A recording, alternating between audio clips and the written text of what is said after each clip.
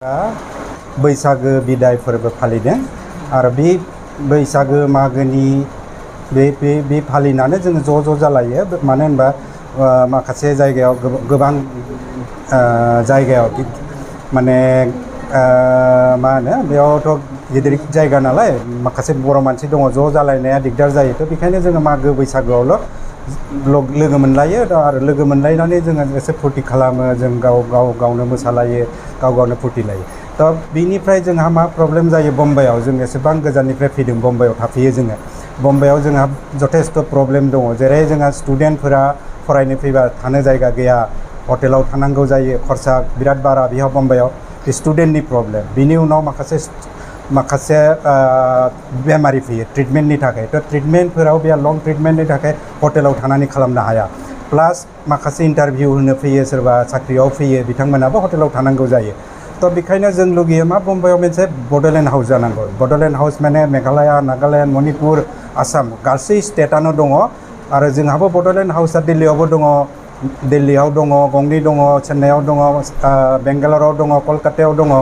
जेरावबो दङ थ' जोंबो लुगैयो बम्बाइआवबो जाथों मानो जाथों होनबा बम्बाइआव फैनानै जाहाथे जोंनि मानसिफोरा बारा प्रब्लेम जाया सोरबा जुदि बेमारि नायनो फैदों बेयाव थागोन बेयावनो सुबिदा मोनगोन सोरबा जुदि सिनेमा दिन्थिनो फैयोबा माबा शुटिं खालामनो फैयोबा कालचारेल एक्सन खालामनो फैयोबा बड'लेण्ड हाउसआव खालामगोन बड'लेण्ड हाउस थानायमोनब्ला दिनै जों बड'लेण्ड हाउसआवनो बैसागु फालिगोन जेरै मेघालया गावसोरनो फालियो आसामिसा आसामिस फालियो केरेलायाव फालियो खिन्थु जोंहा जायगा गैया थ' बेखायनो जों सानो बम्बाइआवबो जानांगौ बे जोंनि आगोलनिफ्राय डिमान्ड जों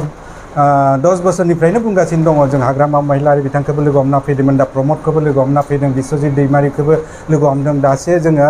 फेब्रुवारियाव चिफ मिनिस्टारखौ लोगो हमनो थांदोंमोन मोनासै खिन्थु जोङो लाइजाम होना फैदों गतिके थाबैनो जानांगौ जोंनि डिमान्डआ बेनो बड'लेण्ड हाउस जानांगौ बेयाव बयबो सुबिदा मोननांगौ दिल्लीयावबो मोननांगौ जेरावबो जाथों बम्बाइआवबो जाहाथे जोंनि खामानि मावग्रा मानसिफोराबो आलाय सिलाय जायो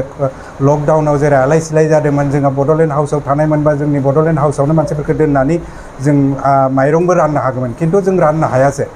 माने जोंबो ओंखारनो हायासै आसाम भबननिफ्राय रानदों मेघालयनिफ्राय रानदों केरेलानिफ्राय रानदों बेहा जोंहा मोनसे प्रब्लेम जादों आरो जेरै चेन्नाइफोरा मा जादों चेन्नाइ बड'लेण्ड हाउस दाना बिथांमोनाव थानानै बिथांमोना माखासे सुबिदा मोनदोंमोन आरो थ' जोंबो थाबैनो सानो बम्बाइआवबो मोनसे बड'लेण्ड हाउस जानांगौ गतिके नोंथांमोननि चेनेलनि थ्रुयैजों नोंथांमोननि मिडियानि थ्रुयैजों जों बेखौनो बुंनो लुगैयो जोंनि लिडारफोरा जाहाथे खेबसे सानना नायो आरो बे माने जोंनि बिटिआर रेकर्ड थार्ड बिटिआर रेकर्डआव